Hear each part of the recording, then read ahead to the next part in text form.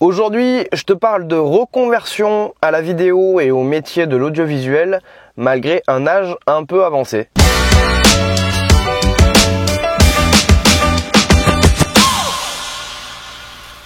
Tu peux t'abonner à cette chaîne YouTube qui te donne des conseils chaque jour, chaque semaine sur le montage vidéo et la vidéo de manière générale.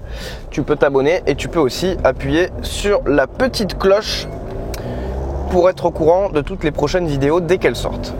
Et puis tu peux aussi télécharger mes 15 meilleurs conseils en montage vidéo. C'est un petit PDF que je t'offre, c'est gratos et tu trouveras le lien de téléchargement dans la description de cette vidéo.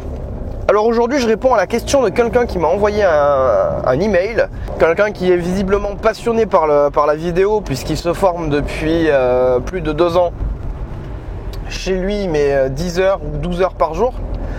Et qui se demandait si à 43 ans, vu le nombre de jeunes réalisateurs qui font plein de vidéos sur internet et qui arrivent à se faire remarquer et les débouchés, etc., de savoir si vraiment à 43 ans c'était réaliste de penser pouvoir faire une carrière en vidéo. J'ai envie de répondre donc c'est Max.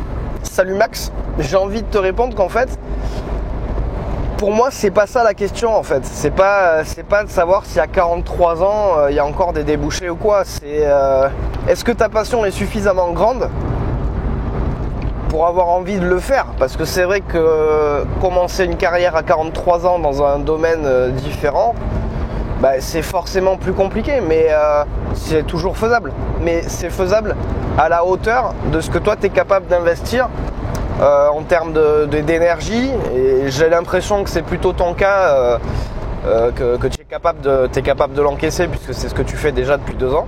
Et voilà, et après se poser la question, est-ce que je peux faire les sacrifices qu'il faut pour y arriver? Est-ce que voilà. Mais pour moi la question de l'âge, elle rentre plus vraiment en compte depuis l'avènement d'internet et surtout la possibilité à chacun maintenant et au premier Gus du coin de montrer ce qu'il est capable de faire.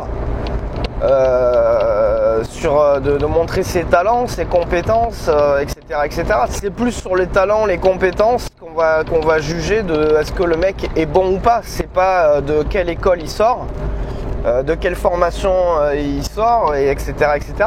C'est de ce que toi tu es capable de produire, de ce que toi tu es capable de faire, de ton talent à toi, de tes compétences.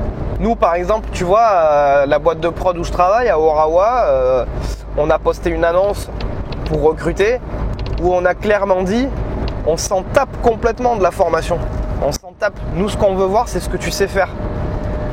Qu'est-ce que tu fais en vidéo? Qu'est-ce que tu es capable de faire en montage vidéo ou en tournage, en cadrage? C'est plus ça qui nous intéresse que la formation, parce que la formation, elle garantit pas que tu sois un bon, tu vois. Il y a peu de formations qui garantissent qu'il y a des élites de l'audiovisuel qui vont en sortir. On a la chance de faire un métier visuel, montre aux gens visuellement ce que tu es capable de faire. Et c'est plus ça qui intéresse les gens. Tu as plein de gens dans l'audiovisuel, dans le milieu de l'audiovisuel qui n'ont jamais fait aucune formation. Pourquoi? Parce qu'en plus on fait un métier qui peut s'apprendre, comme d'ailleurs tous les métiers en fait, mais tu peux apprendre ton métier sur internet. Tu peux apprendre à faire de la vidéo sur internet en suivant quelques tutos, en suivant quelques formations aussi. Il y a plein de choses que tu peux apprendre par toi-même, dans des bouquins. L'auto-formation en audiovisuel, mine de rien, ça prend une grande part de ton métier. Moi, je me forme tous les jours à mon métier et c'est pas forcément des trucs que j'ai appris à l'école. Et je dirais même qu'il y a beaucoup de choses que j'ai pas appris à l'école que j'utilise tous les jours dans mon métier. Donc c'est plus, toi à 43 ans, est-ce que tu vas être capable après de te vendre? Est-ce que tu as ce qu'il faut pour te vendre? Est-ce que tu as fait des vidéos? Est-ce que tu as fait des trucs beaux, propres, dont tu es fier? Est-ce que ces trucs-là, ils ont été éprouvés par des gens du métier, par des gens de ton entourage? Est-ce que tu es capable d'écouter des conseils qui peuvent te permettre de progresser? C'est sur ces bases-là que toi-même tu pourras répondre à ta question en fait. Est-ce que ce que je produis est de niveau professionnel? Est-ce que ce que je produis est même du niveau des petits jeunes qui sortent des écoles d'audiovisuel? Si toi déjà tu as mis l'énergie de te former pendant 2 ans à raison de 10-12 heures par jour, bah déjà tu as fait beaucoup plus que des mecs qui sortent de 2 ans de formation. Voilà, tout simplement, c'est tout bête à dire. Mais si tu as mis cet entrain-là et cette énergie-là 10-12 heures par jour pendant 2 ans, tu as déjà fait plus que ceux qui sortent de formation. Maintenant, est-ce que tu as fait des vidéos? C'est plus sur la pratique, c'est pas juste la théorie, mais il y a beaucoup de choses que tu vas apprendre avec la pratique. Et est-ce que ces choses, tu les as déjà acquises? Est-ce que tu les as déjà? Donc, est-ce que tu es capable de bosser de manière professionnelle dans une équipe ou voilà quoi. Après, le dernier des petits secrets, c'est la persévérance. Voilà. La différence entre un mec qui échoue et un mec qui réussit, c'est que le mec qui réussit, il a échoué plein de fois avant de réussir. Alors que le mec qui est en échec, et qui reste en échec, c'est juste le mec qui n'a pas la force ou la persévérance ou l'énergie de vouloir aller plus loin parce qu'il se sera arrêté à la première difficulté.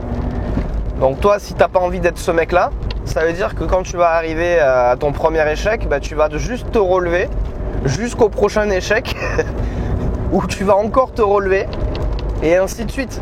Relève-toi à chaque fois.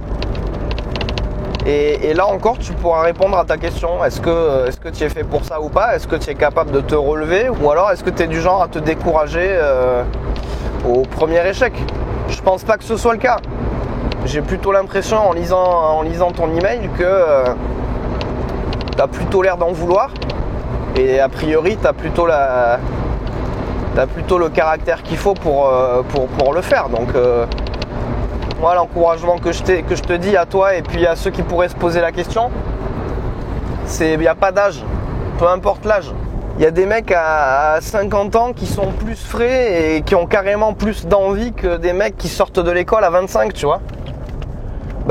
Si t'es ce mec-là, t'as toutes tes chances de montrer ce que tu sais faire. Après voilà, il faut juste que tu restes dans le coup, que tu saches ce qui se fait maintenant en vidéo parce que c'est aussi un domaine qui évolue très très vite.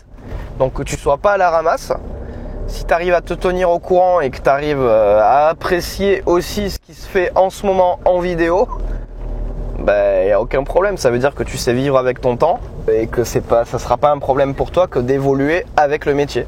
Donc voilà mon petit encouragement pour toi aujourd'hui et pour tous ceux qui se poseraient la question. J'espère que cette vidéo t'a plu et je te dis à bientôt pour la prochaine.